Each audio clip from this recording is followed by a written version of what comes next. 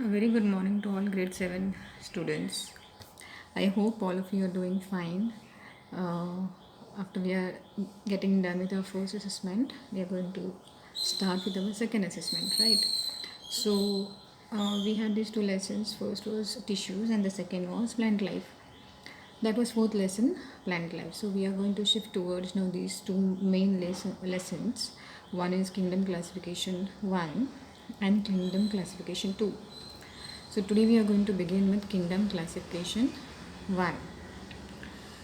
There are some topics which will be covered for the final examinations, and major topics will be covered in the final examination, but few we have removed just for the internal assessment. So there are two topics which will be exclusively taken for only internal assessment, because then for final exam it will be too much of a portion for you, and because this lesson is a little vast, it has got 5 kingdoms to be studied, okay, and there are few examples of each kingdom to be studied. There are various parameters of these organisms and it becomes too lengthy, so we have decided that two subtopics will be covered only for internal, and the rest is will be there for the final examination. That I'll be sending and telling you from time to time which are the topics for internal assessment, okay, don't worry about that. So let us begin with what are the learning objectives of the lesson, like what are we going to study in this lesson. So mainly we are going to study meaning and definition of the term classification, okay, then understand the classification system. So we are going to first see what is this word classification, then we'll move further what happens when we are going to study classification system. There's a difference between both of these terms, and we are going to see the definition for both of them and what is the meaning of that, okay. Then first classification was done by Carolus Linnaeus. So he was the first scientist who came up with the classification of the entire organisms that exist on the earth. He classified them just into two kingdoms, okay, plants and animals. Then in between there was this introduction of binomial nomenclature. This is nothing but a system that names the organism. So each and every organism was given some name, okay. There is a particular way to name them according to the scientist. So we are going to see what is this binomial nomenclature.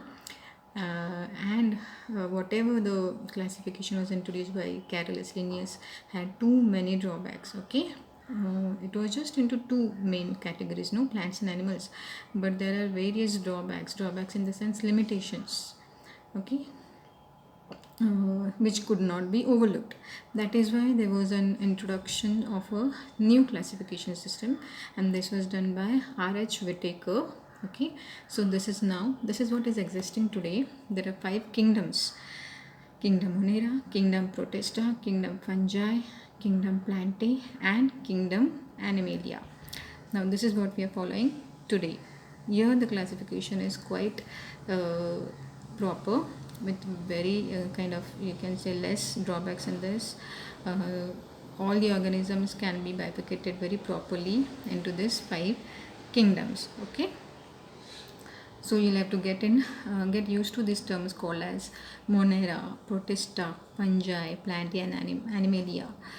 Most of the times you get confused between Monera and Protista, okay, because they are quite similar to each other, but there are obviously some differences that we are going to study what exactly are the differences. So first thing is, why do we have to classify things? Like if we take the example of a school, we have got in grade 7 there are 4 divisions, right? So your class 7 has been divided into 4 divisions. What happens if we don't divide them? There's only one class of grade 7. Will the teachers will be able to teach you properly, and will you be able to study properly? No, things will not work out very properly in that case, because it will become too much of a crowd together. So we have divided you all into some equal number of students, Okay, some boys and some girls, right? Yeah, and that is how we are trying to do our studies. So anywhere you go, we need some kind of a system to be followed, or say we need to classify them, we need to separate them, yeah, in order for the things to work properly. So same is the case with this organisms. There are millions of organisms on this earth, right? Now, if we have to study them, we cannot just club them together in one group and study them. We need to classify them. Okay? Yeah. So, this is what I'm telling you. Classification is required to study them properly. What happens when we classify things? This is a very important topic. Please mark it as important and learn at least 4 points from this. Okay, classification of organisms is helpful in the following ways: to identify the organisms and categorize them into groups. So if I see this is a rose plant, it will come under kingdom Plantae. If I see a dog or a cat, I'll say okay, this falls under kingdom Animalia. So it becomes easy to categorize, right? It helps to name, remember easily, study about the different organisms. Yeah, according to binomial nomenclature, they can be named very properly. Because they can be named very properly, we can remember them easily and study about them properly. Okay, next is to recognize the relationship among various groups of organisms. There is this so many kind of interrelation dependence, right? No, like we depend on plants depend on us. How do we depend on each other? Even some animals depend on the plants, right, for their food. So this kind of relationships can be studied properly. Next is to help to know the common features between organisms. Like we know there's a small cat, there's a big cat. For the lions, tigers, and all, we call them as a big cat, and we have got this cat, domestic cat. But they have some common features because they belong to the same species, right? So we can study them very properly if we are going to classify them in one system. Also, further, it provides information about plants and animals living in different geographical regions. I can study about only animals which are living in polar regions, where there is a lot of ice and snow. You can see their white bear over there. And if I go to some other tropical areas, I can see a normal other bear, right? A black color bear. So it depends on what is the geographical conditions, and accordingly the animals and plants will vary. To understand how complex organisms evolve from the simpler ones, there was some evolvement, right? Like they say that the crocodiles earlier were too huge, now they have come to this size. There were some birds which were too huge earlier, now they have become smaller.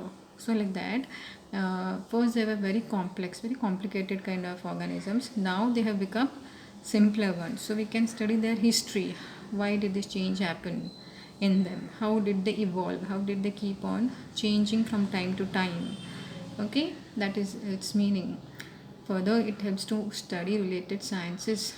So there are other branches of science such as environmental sciences like biology, biogeography, and ecology. Okay, so these are the, you can say, sister cousins, very near to each other. There are other streams which we can study when we classify. Just like we have a computer system with various components for proper results, like we use the mouse, we use a screen, the mouse, the keypad, everything comes together, and then we can use it very properly. We type in something, we get the result, right? So same is a thing happening here. When we organize things properly, all the components together, a system starts functioning properly. So here there is something called as classification system. Okay, so once we have classified them, now we will arrange them properly, and then we will study the system. Classification system is a framework for grouping things based on their similarities and dissimilarities. So if I say all the birds, they will come under one group. All the animals, four-legged animals, will come under one group. All the plants will come under one group. So there are some similarities and there are some dissimilarities. We will either group them together or separate them, right? This is classification. The definition is very important. Please study, learn it. The next is The modern system of biological classification, yeah, there is something called as the ranking in the biological classification. Ranking in the sense, you get ranks. You used to get ranks like first, second, who is the first, who is the second, who is the third. This is the ranking. So even here in this classification system, there is some ranking given to study properly. Okay, the highest rank in of classification is kingdom. At the top will be the kingdom. It consists of a group of organisms sharing some common features. As we go down the ranks, like number 2, number 3, what will happen? The number of organisms will decrease, but they will have more similarities. The number of organisms will decrease in number because they are being classified now. Okay, but they will have more similarities, whatever is there in that particular group. The lowest rank of classification is the species. Kingdom is at the top, species is in the lowest. Please do not get confused in the exams about this. Okay, so this is the ranking system of classification system. Yeah, we are going to study the species, the lowest rank. Okay, its definition is it is a group of similar organisms that can reproduce among themselves. A cat is always going to have next generation as a cat only. A crow is going to reproduce and get some more crows, right. So the species won't change, they come together to reproduce among themselves. The definition is important again, children, please learn. Scientists have been able to discover and classify more than 2 million organisms on the earth, ranging from tiny bacteria to the largest blue whales. We all know that bacteria being the tiniest and the largest is the blue whale. Organisms are classified according to a system comprising 7 ranks as given in the figure. So whatever ranking system I told you, it is this. It starts with the kingdom, phylum, class, order, family, genus, species. Yeah, no doubt you'll have to learn this. I've given some assignment based on this also. So you have to draw, you have to color, you can do anything, but the intention has to be that ultimately it will be in your memory. First is kingdom, second phylum, class, order, family, genus, species. So if we consider as human beings, the scientific name is Homo sapiens. Fine. So Homo sapiens, the species, it will have some genus, it will have a family, it will have an order, it will have a class, it will have a phylum, it will have a kingdom. Each and every organism will fall under these categories. This is the ranking system and you have to learn it. Okay. Classification allows us to group organisms based on their common characteristics. This is the most important thing. Okay. All the animals of similar characteristics will be coming in one group. So the science, and this is important definition, the science that deals with classification is called as taxonomy. Okay, there are many actually definitions coming up in 9th standard, you'll be able to study.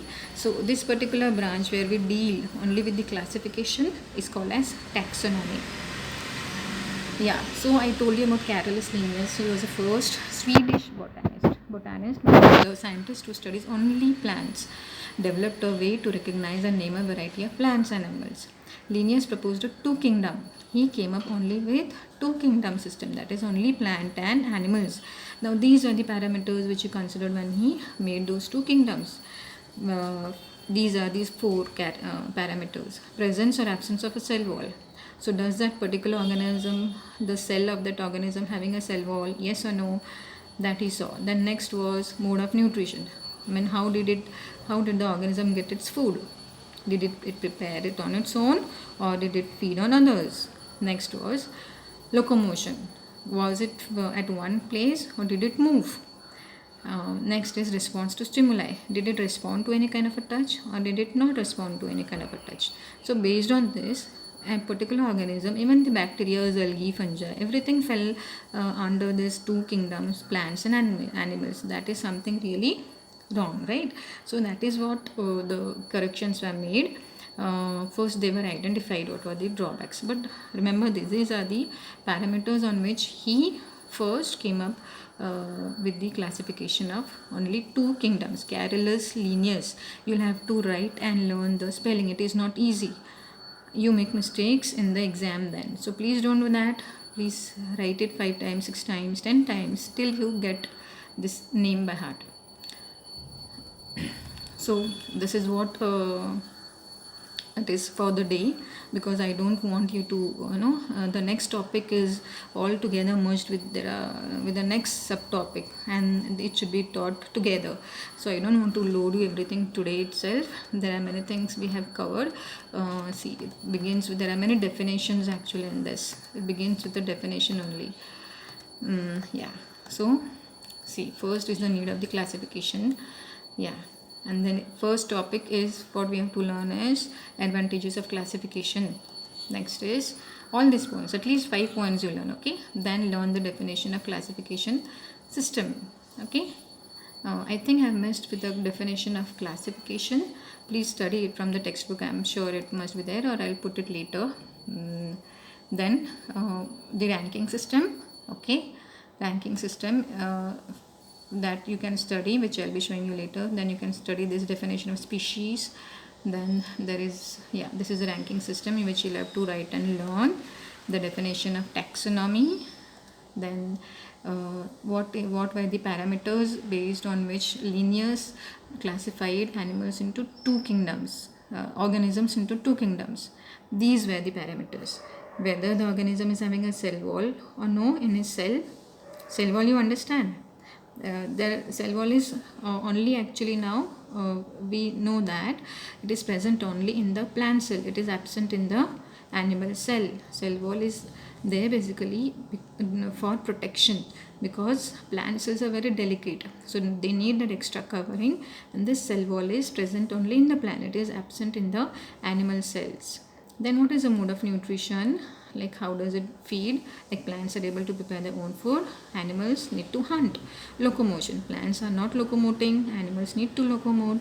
Respond to stimuli, there's only few plants which respond, like they close up when we touch their leaves. Otherwise it is animals those who are more sensitive towards the touch, right? They respond to various changes around them. Even plants respond in different ways according to the climate, availability of the resources like water, soil. So based on these 4 parameters only, Linnaeus came up with the classification. So read page number 32 and 33, first 2 pages. Learn the ranking system and the definitions that are taught today. That is what your work is to be done for today, and please complete this from day to day basis. Otherwise for next coming 2-3 weeks, whatever the lesson will be covering, it will be too much for you to go at a stretch. Let us go step by step in a very proper way. Please complete your assignments and study the lesson very properly, so that you don't get confused at the end.